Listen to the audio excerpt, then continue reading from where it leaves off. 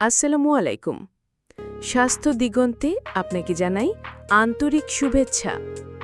বন্ধুরা, কিডনি আমাদের শরীরের এমন এক অঙ্গ যা প্রতিদিন নীরবে কাজ করে যাচ্ছে। প্রতিদিন রক্ত থেকে বিষাক্ত পদার্থ ফিল্টার করছে, শরীরকে সুস্থ রাখছে। অথচ আমরা কতটা কৃতজ্ঞ? আমরা কি জানি এমন কিছু অভ্যাস আছে যা ধীরে ধীরে কিডনিকে নষ্ট করছে? আজকের ভিডিওতে আমরা জানব ৮টি অভ্যাস যা কিডনিকে ধ্বংস করছে। প্রতিটি পয়েন্টের সাথে আপনি নিজেকে মিলিয়ে দেখবেন আর হয়তো ভাববেন, আরে এ তো আমারও অভ্যাস। তাই অনুরোধ, ভিডিওটি শেষ পর্যন্ত মনোযোগ দিয়ে দেখুন। হতে পারে এই জ্ঞান আপনার জীবন বাঁচিয়ে দেবে, ইনশাল্লাহ। ১. পর্যাপ্ত পানি না খাওয়া। আমাদের শরীরের ৭০% পানি, কিন্তু অনেকেই দিনে ২-৩ গ্লাসের বেশি পানি খান না, ভাবেন সমস্যা নেই। অথচ এটিই কিডনির সবচেয়ে বড় শত্রু। পানি না খেলে কিডনির ভেতর টক্সিন জমে যায়, ধীরে ধীরে পাথর তৈরি হয়, প্রস্রাব কমে যায়, শরীর ফুলে যায়।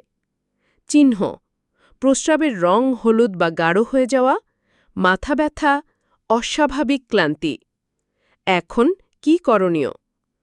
প্রতিদিন অন্তত ৮ থেকে ১০ গ্লাস পানি পান করুন, কিন্তু একসাথে খাবেন না, অল্প অল্প করে নিয়মিত খান। ২. অতিরিক্ত লবণ খাওয়া। লবণ ছাড়া খাবার স্বাদ হয় না, কিন্তু আমরা অজান্তেই দিনে ২-৩ গুণ বেশি লবণ খেয়ে ফেলি। মনে রাখবেন, লবণ মানেই সোডিয়াম, আর সোডিয়াম মানেই কিডনির ওপর বাড়তি চাপ। বিশ্ব স্বাস্থ্য সংস্থা বলছে দিনে ৫ গ্রামের বেশি লবণ শরীরের জন্য বিষ, অথচ আমরা গড়ে খাই প্রায় দ্বিগুণ। এর ফল উচ্চ রক্তচাপ, কিডনির নালি ক্ষতিগ্রস্ত হওয়া এবং কিডনি ফেইলিওর। এখন কি করণীয়? আচার, ফাস্টফুড, ভাজাপোড়া খাবার কমান, স্বাদের জন্য লেবু ও মশলা ব্যবহার করুন। ৩. ব্যথার ওষুধের অপব্যবহার। বাংলাদেশে প্রতিদিন লাখ লাখ মানুষ ডাক্তারের পরামর্শ ছাড়া পেইন কিলার খান। মাথা ব্যথা, প্যারাসিটামল; জ্বর, ইবুপ্রোফেন। অথচ এই ওষুধগুলোই কিডনির ক্ষুদ্র ফিল্টার ধ্বংস করে দেয়। একবার ফিল্টার নষ্ট হলে আর ফেরানো যায় না। তাই সাবধান হন। এখন কি করণীয়? ডাক্তারের অনুমতি ছাড়া কখনো দীর্ঘ সময় ব্যথার ওষুধ খাবেন না। প্রাকৃতিক উপায় চেষ্টা করুন, আর প্রয়োজন হলে সঠিক প্রেসক্রিপশন নিন। ৪. প্রস্রাব চেপে রাখা। ব্যস্ততা, লজ্জা বা ভ্রমণের কারণে আমরা অনেকেই প্রস্রাব চেপে রাখি, কিন্তু জানেন কি, এটা কিডনির সবচেয়ে মারাত্মক শত্রু।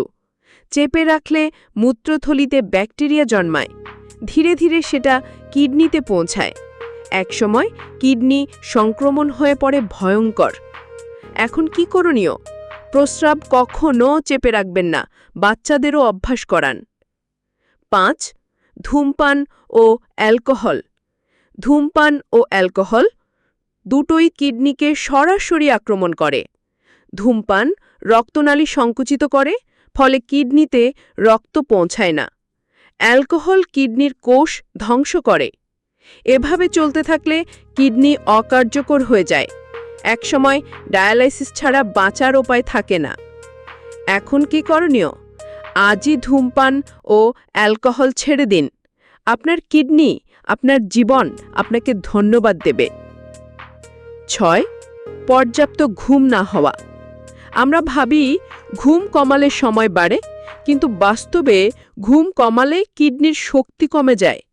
রাতে ঘুমের সময় কিডনি নিজেকে রিপেয়ার করে, কিন্তু যারা ৪-৫ ঘন্টা ঘুমান তাদের কিডনি ক্লান্ত হয়ে পড়ে, রক্ত ফিল্টার কম হয়। এখন কি করণীয়? প্রতিদিন অন্তত ৮ থেকে ১০ ঘন্টা ভালো ঘুম দিন।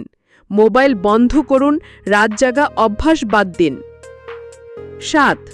অতিরিক্ত প্রোটিন খাওয়া। আজকাল অনেকেই ওজন কমাতে বা শরীর গঠনে অতিরিক্ত প্রোটিন নিচ্ছেন। মাংস, ডিম, প্রোটিন সাপ্লিমেন্ট এগুলো কিডনিকে ওভারলোড করে দেয়। ফলাফল কিডনির নালি নষ্ট হয়ে যায়, প্রস্রাবে প্রোটিন চলে আসে। এখন কি করণীয়? প্রোটিন খাবেন পরিমাণ মতো, ডাক্তার বা নিউট্রিশনিস্টের পরামর্শ ছাড়া অতিরিক্ত খাবেন না। ৮.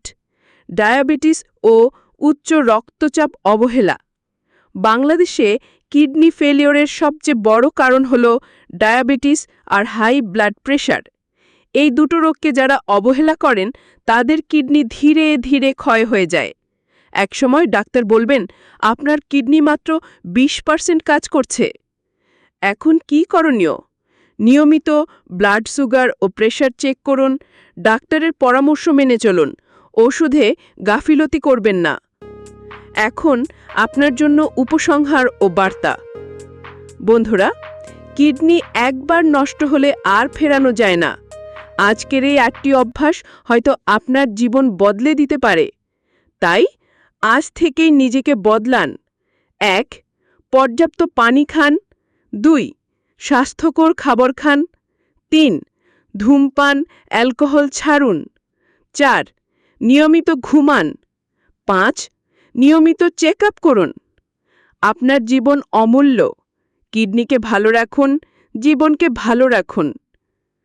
বন্ধুরা, কিডনিকে ছোট করে দেখবেন না।